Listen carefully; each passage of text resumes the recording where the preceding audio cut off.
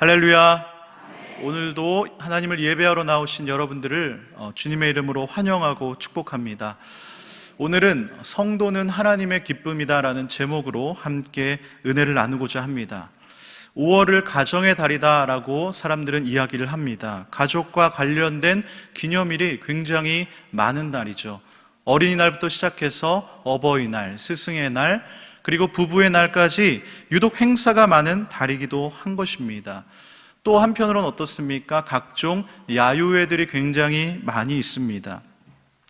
그래서 이런 날들을 살펴보면 아이와 부모, 부모와 아이, 그리고 선생과 학생, 학생과 스승, 그리고 남편과 아내가 이런 날들을 통해서 서로의 사랑을, 관계를 표현하며 확인하는 그런 날입니다.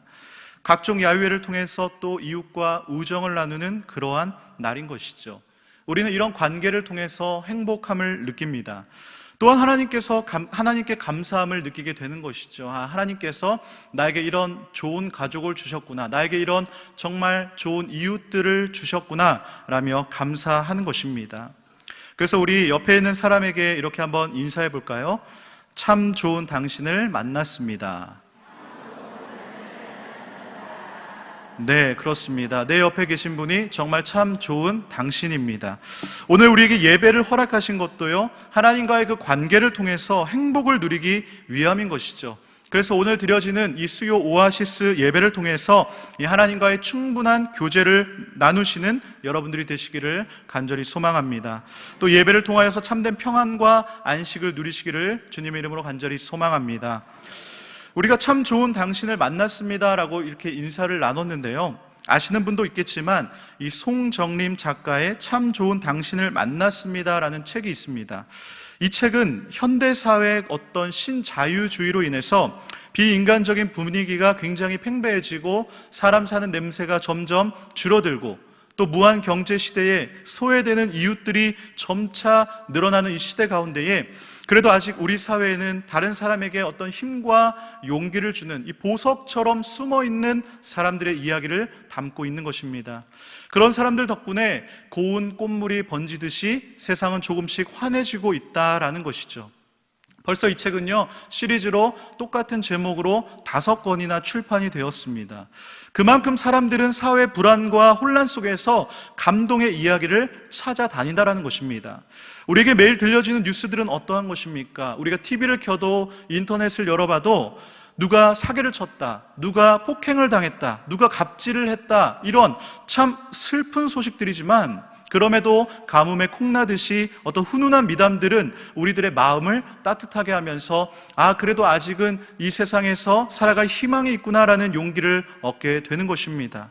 최근에 개봉했던 영화 중에 해피 어게인이라는 영화가 있습니다. 주인공은요, 두 남자인 아버지와 아들인데요, 아버지로서는 아내를 잃었고 아들로서는 어머니를 잃은 그 상처를 치유해가는 그런 영화입니다. 아내를 잃은 아버지는 우울증에 걸리게 되고 엄마를 잃은 아들은 엄마에 대한 그 그리움과 그 슬픔으로 하루하루를 지내게 되는 것이죠. 전체적인 내용은 요란하진 않지만 잔잔한 감동을 주는 그런 영화입니다. 우리 주위에서 흔히 볼 수 있는 그런 스토리입니다. 이 영화를 통해서 다시 한번 느끼게 되는 것은 사람은 사람을 통해서 치유받을 수 있다는 사실입니다. 그리고 사랑은 사랑으로만 치유가 일어난다는 사실입니다. 사람들은 언제부턴가 말합니다. 헬조선이다. 이 헬이라는 말이 무슨 뜻입니까? 바로 지옥이다라는 것이죠. 즉 이 나라가 살기가 너무나 고통스럽다는 것입니다. 외로움과 특별히 고독이라는 것은 현대를 살아가는 우리들에게 깊이 느끼는 삶의 일부분인 것이죠. 잘 아시다시피 우리나라의 행복지수는 OECD 국가 중에 이 하위권에 속하고 있습니다. 하위권을 벗어나지를 못하는 거예요. 그렇다면 행복지수 1위 나라는 어디일까요? 바로 덴마크입니다. 그런데 덴마크의 날씨는요 365일 흐립니다. 그럼에도 불구하고 그들의 행복지수가 높은 것은 그들이 사람과 이 사람 사이의 관계를 중요시하고 그 관계 속에서 빛을 발견하고 그리고 행복을 만들어내기 때문인 것이죠. 그렇습니다. 삶이 힘들수록 필요한 것은 바로 이 사랑인 것입니다. 그렇기 때문에 사람이 사람을 통해서 치유받을 수가 있고 위로받을 수 있다라는 사실은 우리에게 행복을 주게 되는 것이죠. 그런데요, 사람의 사랑보다 한 단계 더 나아가서 우리는 하나님의 사랑이 필요한 것입니다. 사실 사람들이요, 헬 조선이다라고 말하는 것은 그들이 성경을 보지 않고 뉴스만 보기 때문인 것입니다. 뉴스를 보며 희망이 없습니다. 그러나 하나님의 말씀인 이 성경을 보게 되면 우리는 이 성경 안에 하나님의 사랑을 발견할 수 있게 되는 것입니다. 그 사랑을 우리는 느끼게 되는 것이고 그 사랑으로 우리는 채워지게 되는 것입니다. 그래서 그 사랑을 통해서 우리는 위로받게 되는 것이고 우리에게 회복의 역사가 일어나게 되는 것이죠. 사도행전 20장에 보면 유두고라는 청년이요, 바울의 설교를 듣다가 난간에 떨어져 죽게 됩니다. 그런데요, 죽었다가 다시 살아나게 되죠. 바로 생명의 근원 되시는 하나님께서 살려주신 것입니다. 그 장면을 보고 사도행전 20장 12절을 보면 이렇게 말을 합니다. 사람들이 살아난 청년을 데리고 가서 적지 않게 위로를 받았더라. 그렇습니다. 하나님께서 영원한 생명을 통해서 우리에게 주시고자 하는 것, 바로 이 위로인 것입니다. 그래서 회복인 것이죠. 사람에게 필요한 것은 차가운 지적이 아니라 바로 따뜻한 위로인 것입니다. 위로는 다른 말로 희망인 것이죠. 특별히 하나님의 위로는요, 삶을 다시 한 번 더 살 수 있게 해주는 그런 결심을 하게 해주는 놀라운 능력인 것입니다. 점점 더 개인화되어 가고 삭막해져 가는 이런 사회 분위기 속에서 많은 사람들은 사랑에 목말라 있습니다. 성도들도 마찬가지인 그 상황이 크게 다르진 않습니다. 교회 문 밖을 나가면 이리가 득실되는 어떤 황무지나 마실 물이 없는 광야와 같은 이 세상 속에서 이리저리 차이고 상처받고 복음의 능력을 잃어버린 채 때론 그 삶의 자리에서 주저앉아 버릴 때가 한두 번이 아닌 것이죠. 그럴 때마다 우리가 다시 일어설 수 있는 것은 바로 예배를 통한 이 하나님의 사랑으로 충만히 채워질 때인 줄로 믿습니다. 성경은 말합니다. 하나님은 사랑이시다. 그렇습니다. 하나님의 본질 자체가 바로 사랑인 것이죠. 그래서 우리가 말씀을 통해서 그 하나님의 사랑을 충만히 느낄 수가 있는 것입니다. 그런 의미에서 오늘 본문의 말씀도 우리를 향한 바로 하나님의 사랑을 알 수 있는 것이죠. 요즘 저는 구약 성경 강의를 하고 있는데요, 강의를 준비하면서 성경을 읽던 중에 바로 오늘 이 본문의 말씀을 통해서 하나님의 마음을 정말 강력하게 느낄 수가 있었습니다. 특별히 17절의 말씀인데요, 제가 한번 읽어드리겠습니다. 너의 하나님 여호와가 너의 가운데에 계시니 그는 구원을 베푸실 전능자이시라. 그가 너로 말미암아 기쁨을 이기지 못하시며 너를 잠잠히 사랑하시며 너로 말미암아 즐거이 부르시며 기뻐하시리라. 아멘. 하나님께서 말씀하십니다. 내가 너로 말미암아 기쁨을 이기지 못한다. 이 구절이 며칠 동안 저의 머릿속을 떠나지 않았던 것입니다. 사랑하는 성도 여러분, 이것이 하나님께서 저와 여러분들을 향한 그 마음임을 믿으시기를 바랍니다. 그래서 한 주석가는 이 구절을요, 구약의 요한복음 3장 16절이다라고 표현하는 것이죠. 요한복음 3장 16절 무엇입니까? 너무나 잘 아시죠? 우리 한번 같이 해볼까요? 하나님이 세상을 이처럼 사랑하사 독생자를 주셨으니 이는 그를 믿는 자마다 멸망하지 않고 영생을 얻게 하려 하심이라. 아멘. 그렇습니다. 하나님께서 우리를 너무나 사랑하셨다라는 것이죠. 여러분들은 살아가면서 언제 가장 큰 기쁨을 느끼셨습니까? 살아가면서 여러 가지 기쁜 일들이 많이 있겠지만 무엇보다도 이 자기 자녀가 태어난 날이 아닐까요?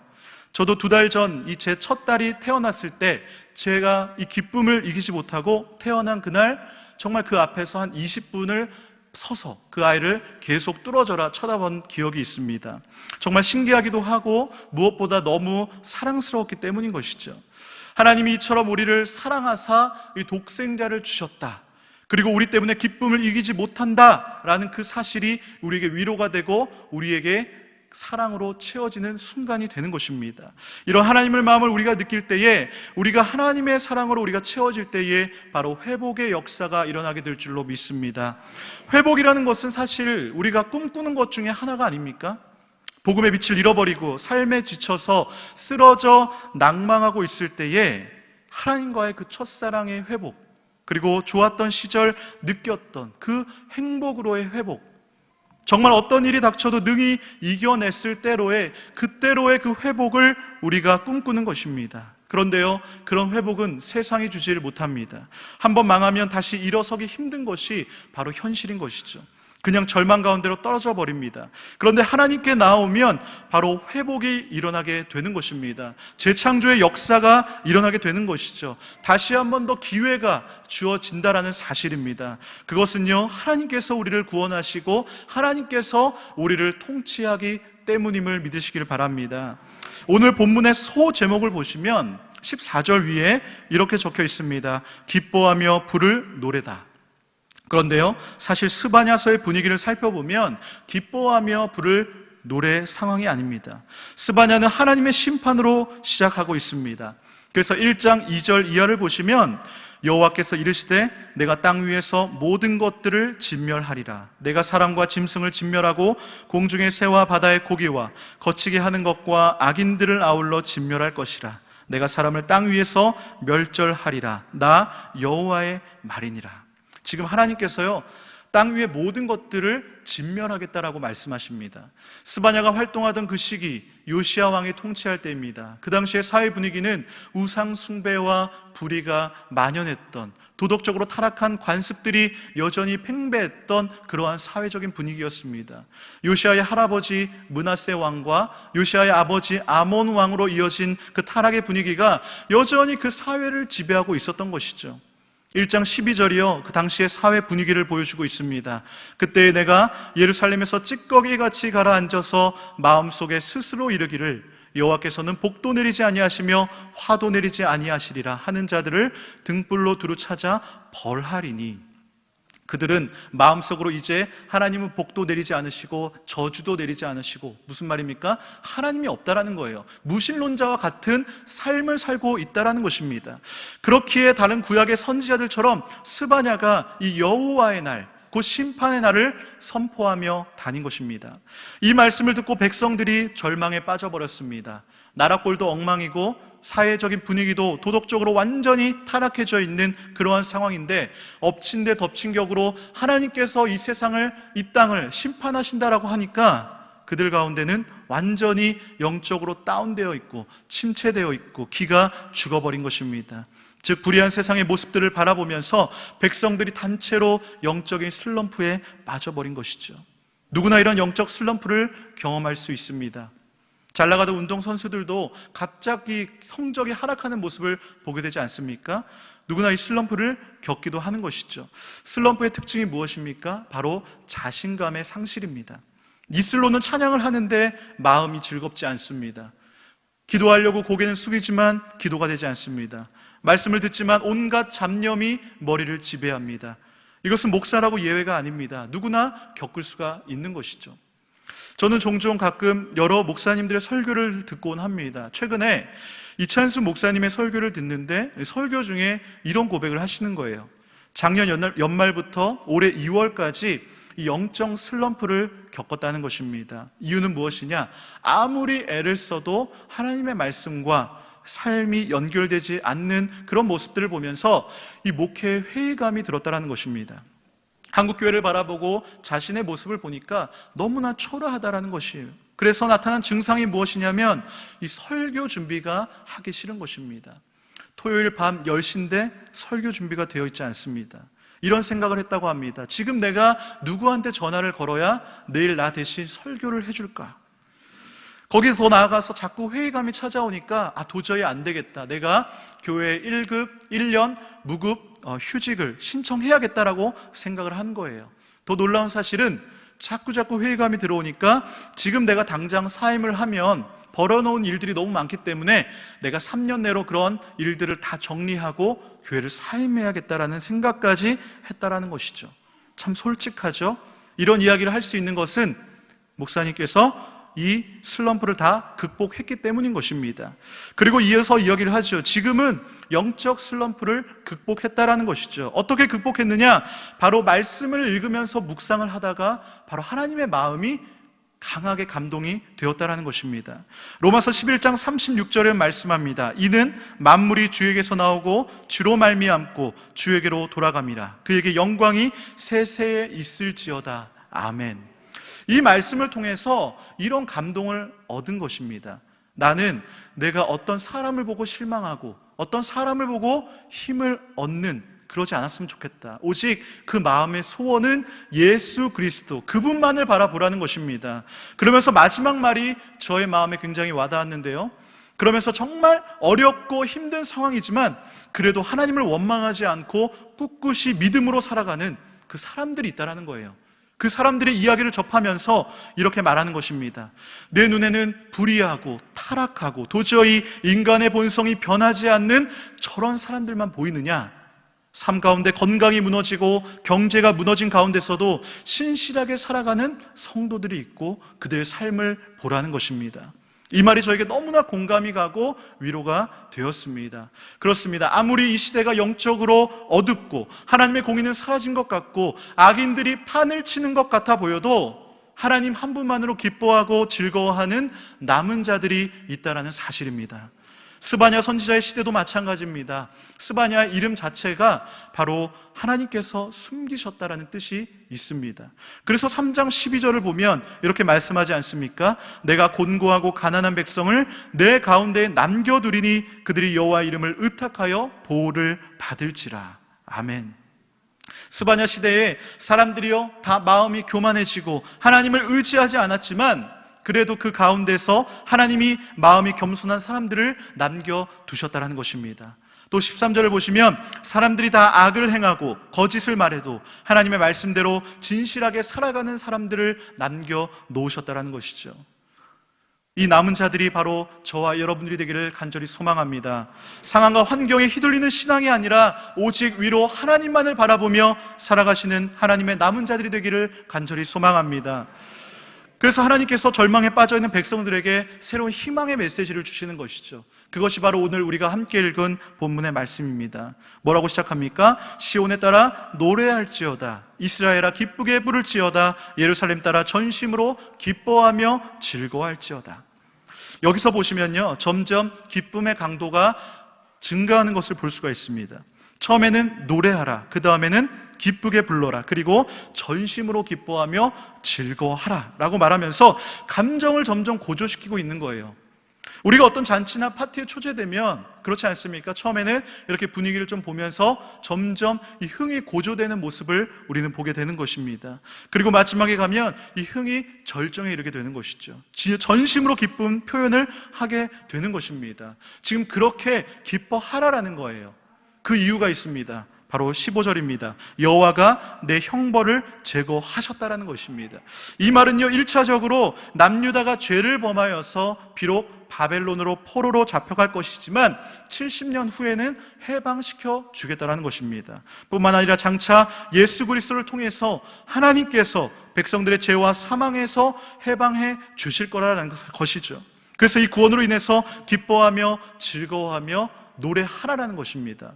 또 원수를 쫓아내셨다라고 말합니다. 이 말 역시 유다의 원수와 같은 바벨론, 그 바벨론을 도구로 사용하시고 또 바벨론을 심판하셨습니다.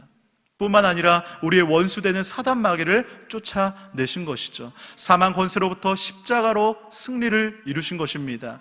그리고요, 가장 중요한 것이 마지막에 나오는데 무엇입니까? 바로 이스라엘 왕 여호와가 내 가운데에 계시다라는 것입니다. 영어 성경으로 보면 with you라고 표현합니다. 뭐라고 해석할 수 있습니까? 바로 너와 함께 계시다. 이것은 무엇을 말합니까? 동행을 말하는 것이죠. 우리가 여행은 어디로 가느냐보다 누구와 함께 가느냐가 더 중요하고, 밥 먹으러 갈 때 어디 맛있는 걸 먹으러 가느냐보다 누구와 함께 먹으러 가느냐가 더 중요한 것이다라는 말을 들어보셨습니까? 정말 내가 좋아하고 내가 정말 사랑하는 사람과 함께 여행을 가고 함께 밥을 먹을 때 무엇을 먹든 어디를 가든 다 좋은 것이 아닐까요? 바로 즉 일상의 삶에서도 누구와 동행하느냐가 이렇게 중요한 것입니다. 그런데 동행 중에 최고의 동행은 바로 하나님과의 동행입니다. 하나님께서요, 성막을 통해서, 교회를 통해서 이 문을 만들어 놓으셨습니다. 동행의 문을 만들어 놓으신 것입니다. 하나님의 동행의 방법 무엇입니까? 바로 성령의 임재입니다. 그리고 그 임재를 가능케 하는 것이 바로 하나님의 사랑인 것이죠. 그렇기 때문에 우리가 주님 안에서의 만남도 하나님의 사랑 때문에 가능한 것입니다. 하나님이 사랑으로 우리와 동행하십니다. 우리가 하나님과 동행하려고 할 때 필요한 것도 바로 사랑인 것입니다. 그런데요, 내 안에 있는 사랑으로는 한계가 있습니다. 그렇기 때문에 내 안에 하나님의 사랑으로 채워야 하는 것입니다. 그렇기 때문에 오늘 본문의 말씀, 너의 하나님 여호와가 너의 가운데 계시다라는 이 사실이 우리에게 얼마나 위로가 되고 얼마나 감사한 일인지 모르겠습니다. 그래서 16절에 뭐라고 말합니까? 두려워하지 말라, 시온아 내 손을 늘어뜨리지 말라. 우리가 삶 가운데 안 좋은 일 겪을 때, 기운이 없을 때 축 처진다, 축 늘어진다 표현하지 않습니까? 지금 이스라엘 남은 자의 모습이 그렇다라는 것입니다. 그래서 축 팔을 늘어뜨린 그런 모습이다라는 것이죠. 이 부분을 공동 번역 성경으로 보면 이렇습니다. 시온아 두려워 말라, 기운을 내라. 그렇습니다. 하나님께서 말씀하십니다. 기운을 내라. 그렇게 축 처져 늘어져 앉아있지 말고 기운을 내라라는 것입니다. 혹시 이 가운데 너무나 힘든 현실 가운데 영적 슬럼프에 허덕이고 계신 분이 계십니까? 기운을 내시기를 바랍니다. 황무지와 같은, 광야와 같은 세상 속에서 이리저리 차이다 지쳐 쓰러져 하나님의 위로하심이 필요한 분이 계십니까? 하나님의 사랑과 위로를 통해서 기운을 내시기를 간절히 소망합니다. 왜입니까? 바로 하나님께서 저와 여러분들 가운데 계시기 때문입니다. 그 하나님은 어떤 하나님입니까?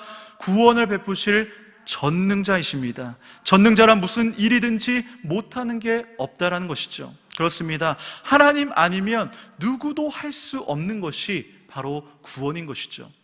우리가 배고플 때요, 밥은 어머니가 차려줄 수 있습니다. 우리가 몸이 아플 때 의사에게 가면 됩니다. 그러나 구원이라는 것은 그 누구도 할 수 없는 일이다라는 것이죠. 즉 죽음은 누구도 해결해 주지 못하는 것입니다. 인간은 반드시 죽는데 죽고 사는 것은 바로 하나님이 주관하신다는 사실입니다. 그래서 생명은 하나님의 영역인 것이죠. 인생의 특징이 무엇입니까? 죽음을 향해 달려나가는 것입니다. 다른 말로 인생의 시간이 정해져 있다는 거예요. 즉 이 세상은 유한하다라는 것입니다. 반면 하나님은 어떻습니까? 영원을 만들 수 있는 유일한 분이심을 믿으시기를 바랍니다. 죽은 것도 살릴 수 있는 분이십니다. 죽은 나사로를 예수님이 살리셨습니다. 나사로야 나오너라라는 말 한마디로 나사로가 일어났습니다. 베드로와 요한도 그런 기적을 일으키지 않았습니까? 안진뱅이에게 내게 있는 것으로 내게 주니 예수의 이름으로 일어나 걸으라 라고 말을 하니 즉시 일어나 걷게 되는 모습을 우리는 보는 것입니다. 현재의 삶에서 우리에게 바로 이런 생명의 역사가 필요한 것입니다. 그것은요, 하나님의 사랑으로 가능한 줄로 믿습니다. 다시 17절을 보면 이렇게 말씀하십니다. 그가 너로 말미암아 기쁨을 이기지 못하시며 너를 잠잠히 사랑하시며. 여기서 잠잠이라는 말은 마치 어떤 좀 조용하게, 좀 차분히 사랑하신다라고 생각할 수 있는데요, 원어의 의미를 보면 그렇지 않습니다. 하나님이요, 지금 그가 베푸신 그 사랑 안에서 스스로 만족하며 기뻐하고 계신다라는 거예요. 그러니까 그 기쁨이 얼마나 그 가운데 충만한 것입니까? 즉 너로 말미암아 이 기쁨을 이기지 못하고 즐거이 부르며 기뻐하시는 그 모습을 떠올리면 되는 것입니다. 이 부분을요, 공동 번역 성경이 잘 표현해 놓았습니다. 제가 한번 읽어드리겠습니다. 너를 구해내신 용사 내 하나님 여호와께서 내 안에 계신다. 너를 보고 기뻐 반색하시리니 사랑도 새삼스러워라. 명절이라도 된 듯 기쁘게 더덩실 춤을 추시리라. 어떠십니까? 하나님께서요, 지금 여러분들을 보시며 뭐하고 계시다고요? 춤을 추고 계시다라는 거예요. 기뻐 춤을 추고 계시다라는 사실을 믿으시기를 바랍니다. 그런데요, 하나님께서 그 기쁨을 혼자 누리시기를 원하시는 것이 아니라 바로 저와 여러분들에게 그 기쁨을 함께 누리기를 원하시고 계시는 것입니다. 보통 사역자가 교회에 부임해서 사역을 하다 보면 이 성도님들 사이에서 별명이 생기기를 마련입니다. 아마 이 사랑과 관심의 표현이겠죠. 저도 왕성교회 와서 한 가지 별명이 생겼습니다. 여기에 아는 분들도 계시겠지만 바로 제 별명은요, 무엇일까요? 바로 제 별명은 얼음 왕자입니다. 제가 이 이야기를 듣고 왕자라는 단어는 좀 이해가 갔습니다. 그런데 얼음 이 부분에서 약간 의문이 생기더라고요. 얼음, 뭔가 차갑다, 아이스하다라는 어떤 느낌 같아요. 그런데 놀라운 사실은요, 지난 교회에서, 이전 교회에서 사역할 때도 제 별명이 얼음 왕자였다는 사실입니다. 그때는 사역 초창기 시절이라 지금보다 더 단단한 얼음이었겠죠. 그러나 지금 이 얼음이요, 많이 녹았습니다. 바로 성도분들께서 부어주신 이 따뜻한 사랑으로 이 얼음이 많이 녹았습니다. 그런데 이 얼음이 완전히 녹아버린 사건이 있는데요, 바로 제 딸이 태어나던 순간입니다. 이 딸바보라는 단어를 누가 만들었는지 정말 그 단어가 딱 저의 상황이었습니다. 제가 이 딸바보라는 단어를 인터넷 국어사전에 검색을 해보았는데요, 이렇게 나와 있더라고요. 딸바보는 자신의 딸을 각별히 아끼는 아버지를 가리키는 신조어다. 그렇습니다. 새근새근 자고 있는 모습을 보아도, 모비를 아무 생각 없이 쳐다보고 있는 모습을 보아도, 그저 어떠한 모습을 하고 있든지 간에 그 모습을 바라보는 것 자체가 저에게는 기쁨이었던 것입니다. 이것이 바로 자녀들을 바라보는 모든 부모님들의 동일한 마음이 아닐까요? 그런데요, 하나님께서 우리를 보실 때도 이와 같다라는 사실입니다. 그렇습니다. 성도는요, 하나님의 기쁨인 것입니다. 그래서 오늘 설교의 제목도 성도는 하나님의 기쁨이다라고 지은 것입니다. 그런데 자녀를 키우다 보면요, 지칠 때가 있습니다. 그러나 하나님의 사랑은요, 절대 지치는 법이 없습니다. 끝까지 가는 것이죠. 왜입니까? 바로 본질 자체가 사랑이신 분이시기 때문입니다.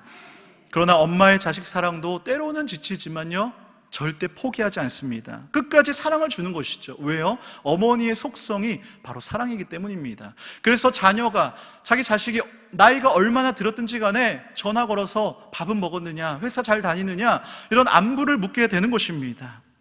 여기에 세상을 살아가는 원리가 담겨 있습니다. 삶이란 끝까지 포기하지 않음이 승리라다는 승리인 것입니다. 포기하지 않기 위해 필요한 것이 있습니다. 바로 이 사랑인 것이죠. 물론 인간의 사랑도 우리가 많이 버틸 수가 있습니다. 그러나 한계가 있습니다. 하나님의 사랑이 있다면요, 우리는 끝까지 버틸 수가 있는 것이죠. 하나님은 지치지 않고 사랑하듯이 우리도 지치지 않고 견딜 수가 있다는 사실을 기억하시길 바랍니다.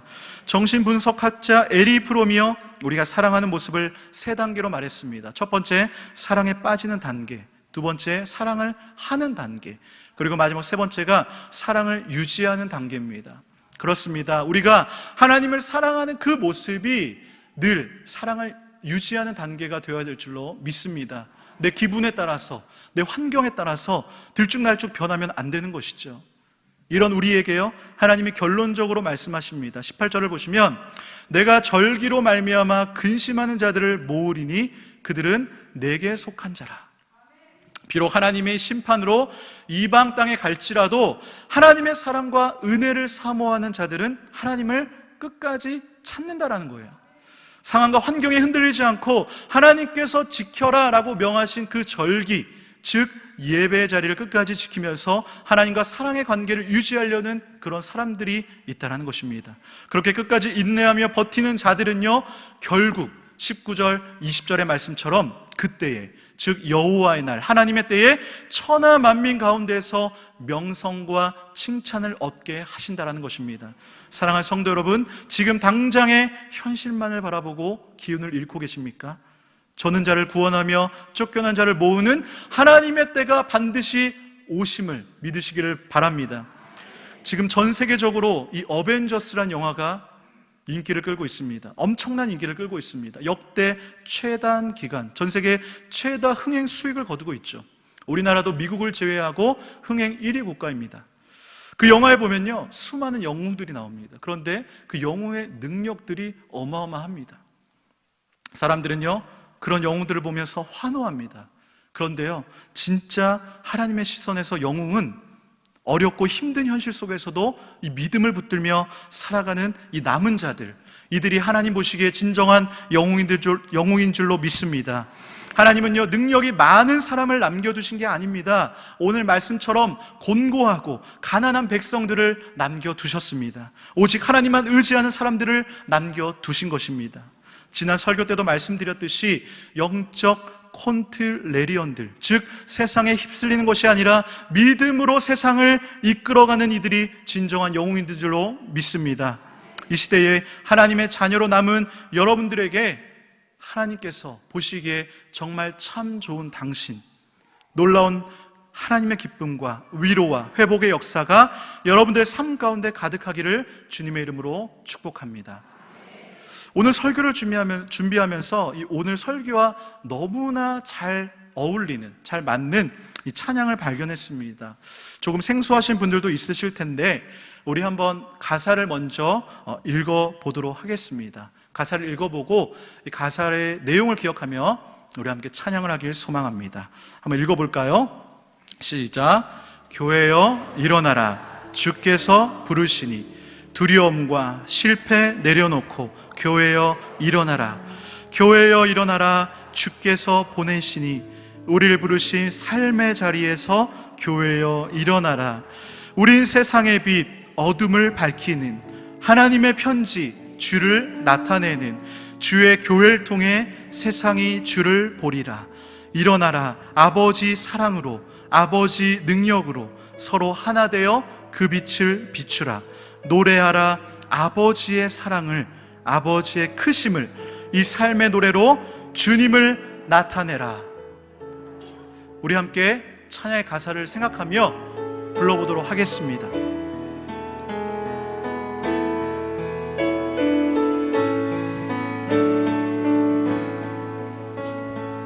교회여 일어나라, 주께서 부르시니 두려움과 실패 내려놓고 교회여 일어나라. 교회여 일어나라, 교회여 일어나라, 주께서 보내시니 우리를 부르신 삶의 자리에서 교회여 일어나라. 우린 세상의 빛, 우린 세상의 빛, 어둠을 밝히는 하나님의 편지, 주 나타내는 주의 교회를 통해 세상이 주를 보리라. 일어나라, 아버지 사랑으로, 아버지 능력으로 서로 하나 되어 그 빛을 비추라. 노래하라, 아버지의 사랑을, 아버지의 크심을, 이 삶의 노래로 주님을 나타내라. 일어나라. 우리 한 번 더 불러보겠습니다. 교회여 일어나라, 교회여 일어나라,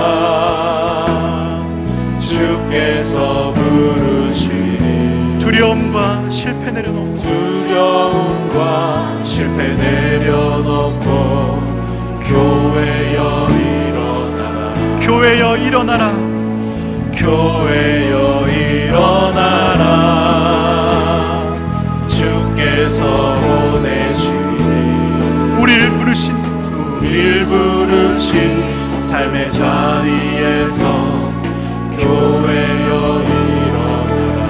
우린 세상의 빛입니다. 우린 세상의 빛, 어둠을 밝히는 하나님의 편지, 주를 나타내는 교회를 통해 우리를 통해 주를 보리라. 일어나라, 일어나라, 아버지 사랑으로, 아버지 능력으로 서로 하나 되어 그 빛을 비추라. 노래하라, 아버지의 사랑을, 아버지의 크심을, 이 삶의 노래로 주님을 나타내. 다시 한 번 더 일어나라, 일어나라, 아버지 사랑으로,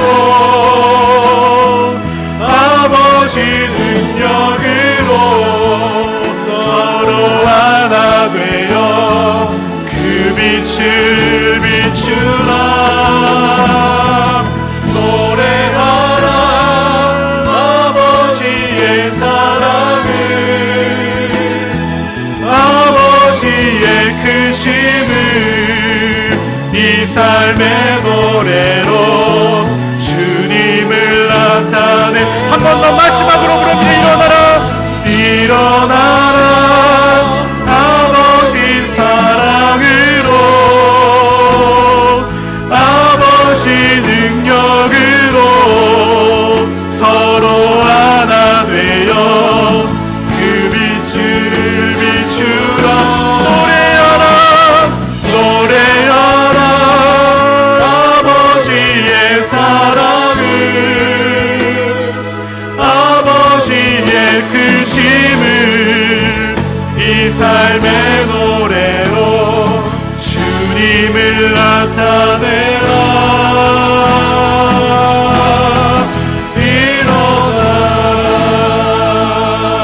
일어나 그렇습니다. 사랑하는 성도 여러분, 우리 각자가 성전이요 곧 교회인 것입니다.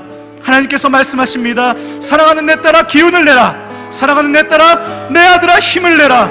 삶의 자리에 주저앉아 계신 분들이 계십니까? 이 시간 하나님의 사랑으로 일어나기를 원합니다. 복음의 빛과 생명의 빛을 회복하기를 원합니다. 주여 이 시간 성령의 능력으로 채워달라고 우리 함께 주의 이름을 세 번 부르고 통성으로 기도하겠습니다. 주여.